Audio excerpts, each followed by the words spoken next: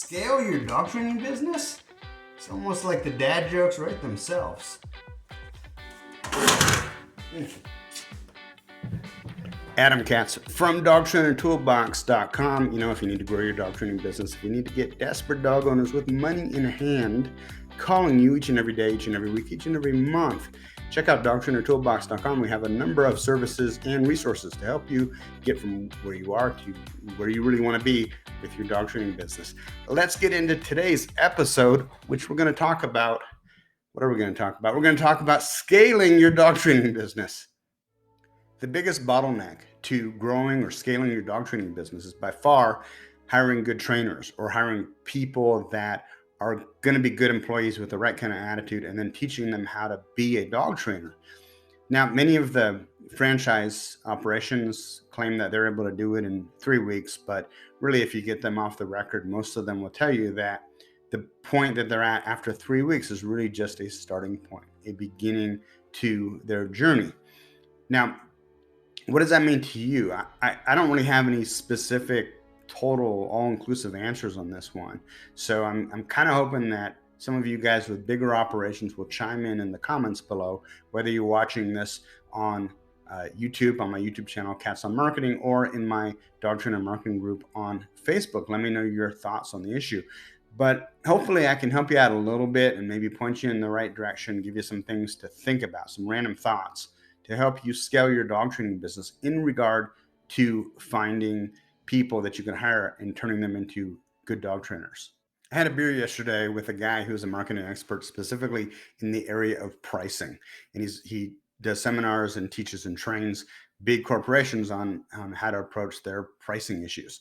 And he told me that he flew down to Las Vegas this last week and had a heck of a time getting an Uber driver. And when he inquired as to why, it was because a lot of these guys with all the COVID-19 assistance were making more money sitting at home than driving an Uber. They were basically making $4,000 a month sitting at home rather than, driving the car.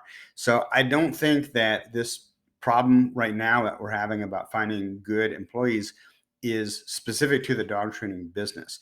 That being said, there are and always will be opportunities out there to find the right people. So I'm going to share a couple of tips on that. But first, I want to show, I've had literally 2 questions came in just today on this issue. So it's certainly a hot topic on everyone's mind. Let me share with you a couple of these questions. This dog training business owner writes, so how do I deal with the fact that some people are adamant about only working with me when I'm trying to expand and have other people take care of things like private lessons and et cetera, et cetera? This dog training business owner, by the way, both of these are clients of mine, done for you, Google Ads management service for dog training business owners. This one writes, Adam, we're doing very well over here with sales. We did $120,000 this month, which is just amazing. We are booked out a few months for each of our trainers. We just hired another trainer to help out and give her partner an assistant who still needs to be trained, ostensibly trained as a dog trainer. Question is this: how do we get people to book out a few months when they need help now? We thought about a free lesson while they wait, et cetera, et cetera. Now, you can probably see the commonalities in these 2 questions, which I'll get to in just a minute. But first, I want to address the specifics of each of these. So the first question, it basically boils down to, what do I say if the client that I'm pitching says, oh, well, we want to work with you. We don't want to work with one of your trainers. We want to work with the person, the face of the business.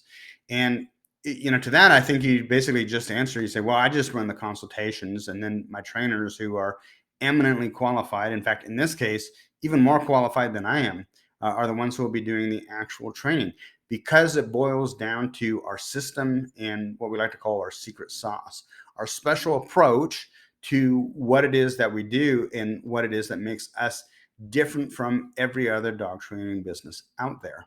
And hopefully that kind of feeds into everything that you've talked about up to that point in the pitch. And so it's just, I think sometimes the best way is just nonchalant. Well, I don't do the training, I just do the consultations. But trust me, this is going to absolutely meet your needs. Great guy, great trainer. So that's how I, probably try and address that. And you may need to practice it a little bit. You may need to get a little bit smoother. You may need to even write out a little script to see, how to phrase it so that it sounds best, and then practice your delivery just like you practice your pitch overall. For the second question about the dog trainers who are booked out several months and their prospects need help now, they don't want to wait 3 months to work with you. They need help now. The dog just bit someone, you know, what am I going to do? I can't, have this dog in my house. He just bit someone. This needs to be taken care of right away. So for those types of situations, I don't have a real good answer for you. I think, one solution might be if you're doing predominantly private lessons, you may look at switching up your business model to push them into more board and trains, because it's generally a little bit easier, especially if you're shorthanded, to run board and trains than it is private lessons, to an extent, in a certain manner, because you can always, let's say if you have 10 kennel runs at your facility and you've signed 12 dogs, you can always go rent a kennel run from a local veterinary clinic or a kennel, right? And then it's just more footwork for you, but at least you could take them on. The other option might be to develop good relationships with other competent trainers in your area, and you may need to basically refer those people out until you can train up more employees, more dog trainers that'll work for you in order to handle that. Is, I think, for all small businesses, is always a balancing act between having enough leads coming in, signing up enough new clients, versus having enough employees to handle that traffic volume and traffic flow. I just finished Tommy Mello's book. He's a guy that went from being $50,000 in debt to owning a number of home service businesses that now make over, I think, $50 million a year. The guy's been an incredible success. And what was interesting about one of the things that he said in his book about hiring the right kind of employees was interesting, because I've heard this from many different people. I've heard it from my father over the years. I've heard it from different entrepreneurs I've known, as well as different successful dog training business owners. And the tip is this: you want to hire for personality traits, rather than trying to find a dog trainer who fits into your corporate culture. And the best advice as to how to do that is go to your local mall, which may be difficult to do during COVID, but you still probably find similar type businesses, and look for the people, get there real early in the morning and watch the young people that they have who are opening up the kiosks. And these are the people that typically demonstrate a responsibility and a strong work ethic. They're there on time. They're opening up the kiosks, and they're typically not shy about walking up to people and talking to them. And so, what a friend of my father's actually would do is he would go every day of the week for 1 week, and he'd get there real early and he'd watch and see who was showing up consistently on time and who was not, and who was late, and who was, real professional and businesslike. And then he'd go up and he would make them basically an offer that they couldn't refuse. I also like Red Lobster tends to have a pretty good training program, and they get people that are usually, depending on the area, pretty young and motivated and serious, and they're not paying them big bucks. Verizon store, same thing. These guys are selling cell phones all day long. And a lot of these people, if you went up to them and said, have an opportunity, not only can you work with dogs all day long, which is a pretty cool thing, but you could be making $60,000 to $100,000 a year doing it. Would that appeal to you? They will jump at the offer. And so I think it really comes down to, instead of trying to find a dog trainer who you're going to bring into your company and then find out that their training method is different than yours and they do it this way and not your way, better to just start out with somebody, fresh, who has the right character, the right personality to fit in with your business and fit in with the type of image that you want to present, and then teach them to be a dog trainer. Now, how long that takes, I think it really depends on your system. For me, I think it can be reasonably done in probably about 3 months. But again, maybe your system's better than mine. For me, when I was first getting into dog training, it took me about a year and a half before I was really ready to go out and do it on my own. Of course, had I been actually working for somebody as an employee, maybe it would have taken less time, And maybe they would have started me off on kind of the easy dogs, the golden retrievers and the shelties without aggression problems, and had me working those dogs before we got into the super aggressive dogs, right? So it may not take as long as a year and a half.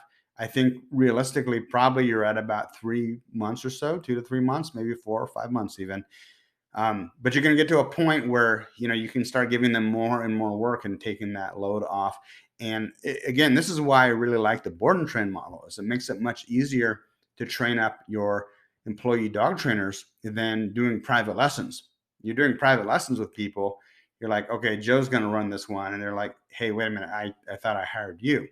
With the board and trains, you have the dog at your facility or in your home, and you can supervise your employee working the dog, and they can grow and get better and better without jeopardizing the relationship with the client. And you're still working that dog as well, so it's not like you're telling them one thing and doing a completely different thing. So there's kind of like a joint effort. The dog actually, I think, in many ways benefits from it because the dog's being worked by two different people rather than just one.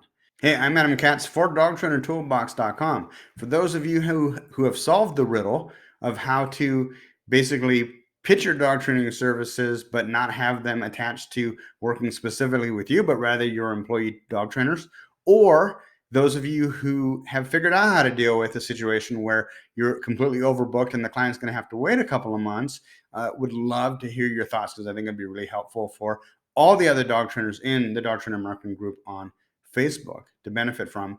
And I'd be curious to hear what you're doing as well. Hey, once again, Adam Katz for DogTrainerToolbox.com. Hope to talk to you soon.